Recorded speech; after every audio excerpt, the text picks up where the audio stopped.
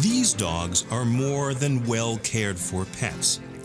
They're highly trained guide dogs, and each one is waiting to be matched up with an eagerly waiting blind person. What do you find? Honest evaluation walk. Cheryl Blodgett is legally blind from a viral infection. She's come here to Oakville, Ontario to begin a 4-week odyssey. Unhappy with using her cane, Cheryl applied 6 months ago to Canine Vision Canada in hopes of finding a guide dog. Now she's been accepted. It's a big step for her, something that she knows will change her life. It was a lot to consider when you decide whether you're going to use a cane or a dog. But once I finally made a decision, I couldn't wait to get here. And it's been great so far. This is only my first day, but it's been really exciting. But will Cheryl be able to find the right dog? One that will be a good match for her personality and her lifestyle. The first candidate is Benson, and Benson seems eager to get the job. Oh, he's more excited than I am. I thought I was excited. Come here, honey. Benson's certainly got energy, maybe too much of it, but he's also got a lot of love. For Rob Jones, head trainer at the school, a love of people is one of the things that makes a great guide dog. They have elastic hearts. They have room enough inside for everybody. But these dogs, you know, if you give them the loving that we've given them, they're going to work just as well for the new client as they are for the trainers. And that's what makes them so great at doing this job. Okay, it's okay, hon.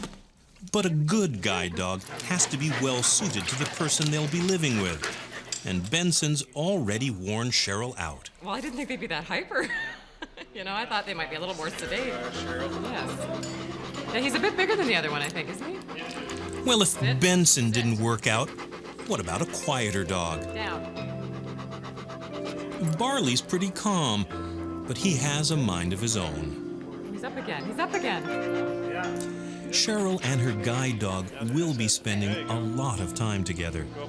The fit has to be right, or else both the dog and Cheryl will be miserable. And it's just not working out with Barley. It was very challenging. It was very stressful, only because you're not used to working with the dog. I am really surprised in their personalities. There was a lot of them. Getting a guide dog had sounded simple to Cheryl. Now she wondered if she'd ever find the right dog, and she needed one.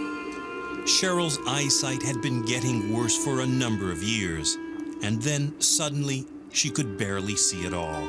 She had become legally blind, and it had happened with terrifying swiftness. It happened quite quickly, within about a week.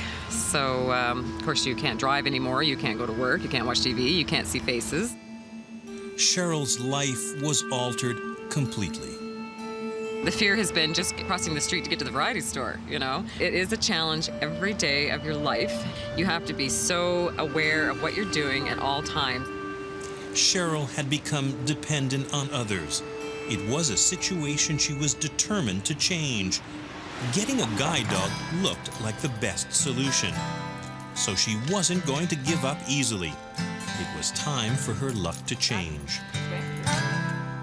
This is McKenzie, an 18-month-old Labrador. Sit down. Good. Oh. It looks like Cheryl is lucky at last. She and McKenzie are hitting it off. But that doesn't mean that the trainers will pair them up. Lay down next to you in a couple of seconds. Really? The matching process goes not only just with your personality, but also with your lifestyle. If somebody's very, very active, they won't be placed with a very laid-back dog. Oh, I see. If you have a very laid-back lifestyle, we're not going to give you a very high-energy dog that wants to go, go, go. Very good. Stay. McKenzie and Cheryl train for the next 4 days, while the staff at Canine Vision Canada evaluate how well the two of them work together. I can see his head moving to the right a little bit. Feel him getting out ahead of you? That's beautiful. Yes, okay. Perfect. Everybody go around you, because most of them beside you guys. First time with Now it's the last day of the evaluation. This afternoon, Cheryl will find out whether she's going to get to be with McKenzie, and her heart's set on it. She's really sweet. She has a nice disposition. Yeah. She's not too hyper. She's not too, she does what she's told. I don't know. She's just very lovable. I don't know. You can't describe it. You just bond with them, And she's not overly hyper. Like I'm not really comfortable around a really hyper dog. She just really wants to get in her harness, and when you go to take it off, she doesn't want to take it off. She wants to keep working. So that's a good sign. Take me around all these obstacles. You're not gonna let mommy walk into anything, are you? In a matter of just a few days, McKenzie seems to have attuned herself to Cheryl. A sense of trust is already being built. Yeah, she's taking the easy route around instead of giving you a lot of space. These exercises mimic real situations, ones that McKenzie and Cheryl will have to deal with on the outside. Just encourage her with your voice. Don't check her with the harness. With the last exercise over, there's nothing for Cheryl to do except go back to her room and wait.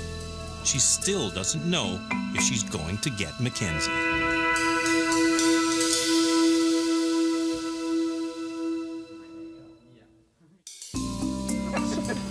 No, kill him with Greg's eyes. The trainers compare notes on each person and each dog. Everyone wants the best match possible for both dog and owner. Right off the bat, he hasn't stopped grinning since he started working with the dog in harness, so which is kind of nice. Even right up until the very end, they kept saying, well, we got to discuss it some more, and we're not really sure yet. And I'm like, yeah, right. They're just doing it to drive us nuts. They're just doing it to tease us. I really hope they didn't switch her, but I'll get used to whichever one they give me, but my heart's kind of set on her, so. I keep picturing her walking all over the house, following me around, taking her out the backyard, walking up and down the neighborhood. That's gonna be nice. It's gonna be really nice. I hear breathing. I think I hear breathing. It's McKenzie. It's gotta be McKenzie. She was breathing like that this morning. Hello, Cheryl. Come on, grab a seat on your bed. Have a seat on your bed. Yep. Here comes McKenzie. It is McKenzie! Yay! Come here, honey. Thank you, Rob. You're very welcome. We're going to be good buddies. Happy? Oh, very happy. Good. Very happy. But it's really bizarre because when I first came up here, before I got here, I thought I wanted a golden lab. I don't know why. I just really wanted a golden one. But when I got McKenzie yesterday, it didn't matter. We're going to be buddies, aren't we? We're going to be around each other 24 hours a day for the next 10 years at least. Maybe 10 if we're lucky.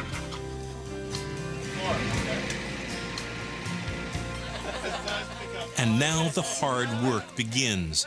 The very next day, everybody heads downtown to start training in the real world.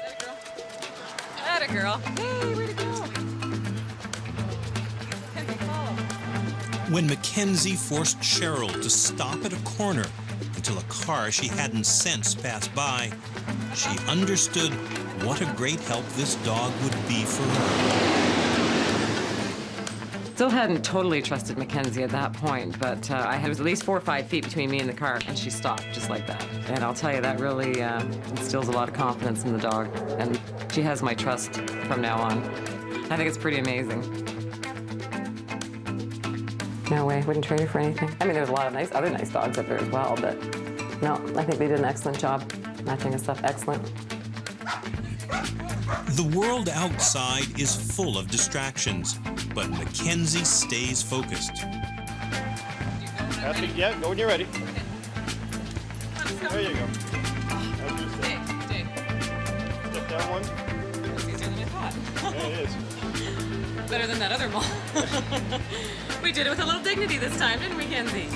And Cheryl is learning to work together with McKenzie, negotiating the obstacles that daily life puts in her way. After 4 weeks, it's time for the hardest test of all. McKenzie and Cheryl will be put down somewhere in the city, a couple of miles from the training center, and they'll have to make their way back. Don't panic. Ask everybody for directions. Okay. All right? You got it. We'll see you back at the school. Aren't you following me? You are following me, aren't you? Yeah, we won't The trainers will be watching, but not helping. Whoa. Cheryl and McKenzie have no idea where they are, not even which way to turn. Mackenzie left. Cheryl will have to rely on her own instincts, the kindness of strangers, and help from McKenzie. So I cross here, I go up 2 blocks, and I'm on Lakeshore? Yeah. Oh, wonderful. Okay. Keep going. That's good, Kenzie. Forward. Forward. That's good. Keep going. Good girl. Up the curve. If they can do this, Cheryl and McKenzie will have proven that they are really right for each other. Stay. Forward. They're doing well, and they both pick up speed as they get closer to their goal. That's a very good pace. On the way home now. Now that I've worked with McKenzie for 26 days now, I can walk as fast as I did before when I had 20/20 vision. So that makes a big difference. Makes a big difference. Girl.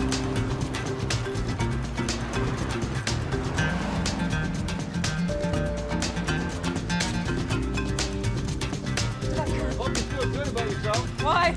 They've done it. McKenzie and Cheryl have made it back to the center. They've shown that the magic between a guide dog and a blind person is working for them. You did great, Cheryl. That was really nice. Boy, is that ever hot though coming back. Yeah, Oh it is man, warm. poor Mackenzie's like, come on. She was like, oh. It was a hard month and a lot of work, but this is graduation day. Cheryl and McKenzie are now officially a team.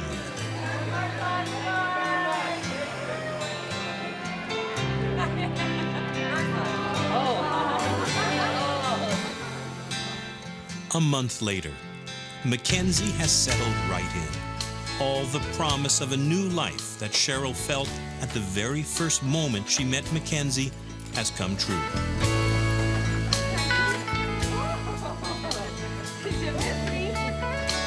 Oh God, I don't even know how to describe it. It's just a totally different way of life. I mean, before all I could see ahead of me was isolation, you know, not being able to get out and go when I wanted to, or I'd have to wait for somebody. And it just seemed like, my future just seemed sort of like doom and gloom, you know, in isolation, and now it's anything goes. You know, like I wouldn't hesitate to take her anywhere. There's no doubt that McKenzie and Cheryl are a perfect match. McKenzie is now the focus and very center of Cheryl's life. I wouldn't even hesitate to get on a plane now and fly somewhere, or to get on a train, any kind of public transportation, and go. Just go, go, go. It doesn't intimidate me anymore. I'm not afraid anymore. I'm not scared, just because I have so much trust in her. I mean, you gotta have trust in the dog. She's gonna keep me safe. She's gonna do good. Kenzie, right inside. Right inside. He can't help but love her. I mean, look at that face. Look at that face, see? He can't help but love her.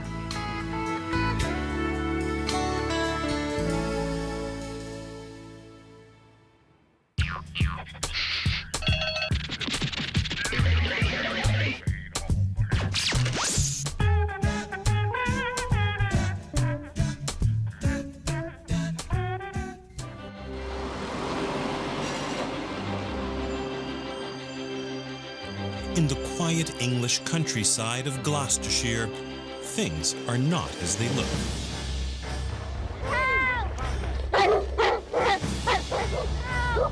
Here at the Cotswold Water Park, officials make sure that children who get into trouble in the water get immediate help. So they're training young people to be lifeguards. And to help with the new recruits, the park has hired some unusual instructors.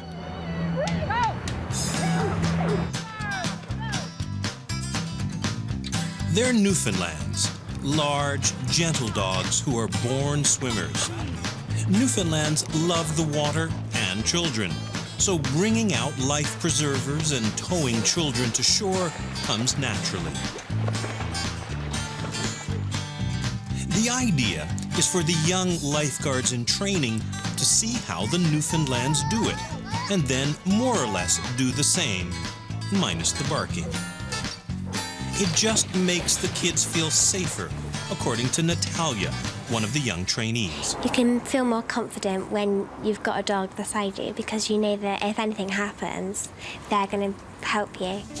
Most of the park's Newfoundlands take to their duties like a dog to water. But one of them, Bear, who at 2 years is still quite young, hasn't quite gotten into the swim of things. He hasn't figured out what he's supposed to do. Bear's owner, David Pugh, runs the life-saving program. Some Newfoundlands start off very, very young, take to it instantly. Other dogs take a little longer to do that. And they all like the water. Some you've just got to encourage perhaps a little bit more. Bear's heart is in the right place. And he does seem to like the water. And it all seems like great fun. But this life-saving thing is just too confusing. There's the water, the lifesaver, the rope, but which part goes where? It shouldn't really be that hard. After all, Bear, like others of his breed, is designed for just this sort of thing. Newfoundlands have heavy, oily coats, large lung capacities, and powerful legs. They even have webbed feet which act like flippers. Everything you'd need to swim in cold water. In fact, since the 1700s in Canada, there are accounts of Newfoundland dogs jumping into frigid waters and rescuing drowning sailors and passengers. But when this Saint Bernard of the Sea, as it was nicknamed, arrived in England, it became a favorite of the wealthy and the famous. Dogs with markings just like Bear are called Landseers, because in the 1800s, the artist Sir Edwin Landseer painted portrait after portrait of dogs that could be Bear's forefathers. They looked just like him, and they had the same sweet temperament towards children. Along with their good nature and swimming abilities, the Newfoundlands have another major quality. They are immensely powerful.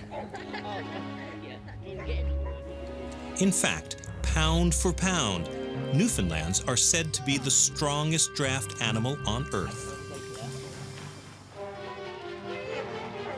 Bear has been studying hard. With the example of the kids and the other dogs, it looks like the concept is finally dawning. He's supposed to go in the water. Go! Go! Eureka! That's it. Get in and pull the kids out. Legs up, feet up. Good boy. Now it looks like everybody's going to graduate. The children and Bear.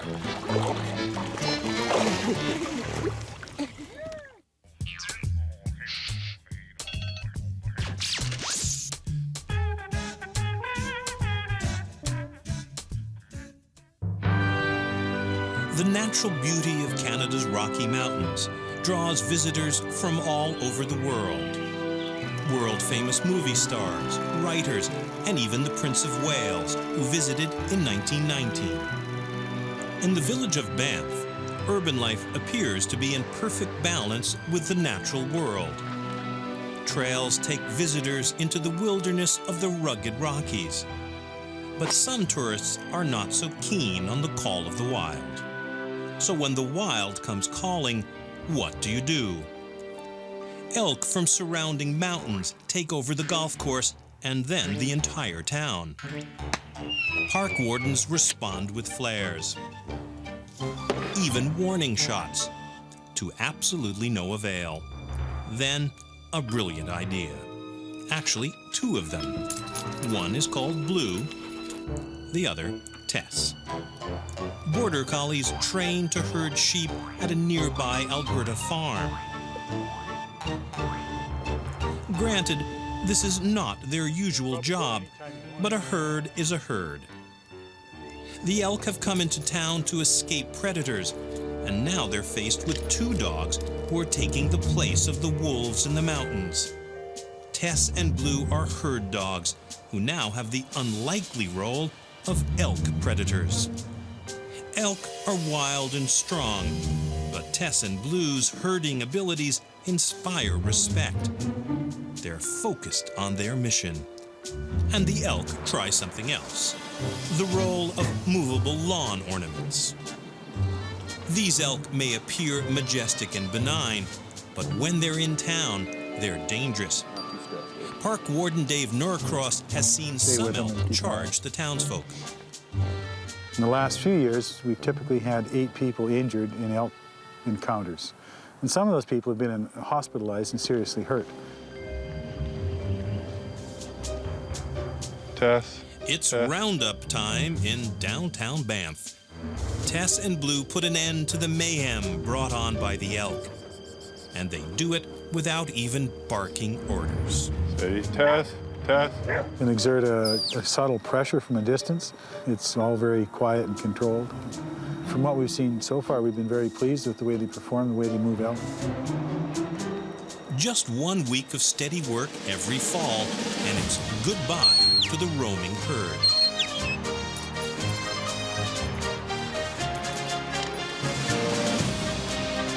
The elk will have to join the Back to Nature movement, knowing that any attempt to return to town will be blocked by Tess and Blue.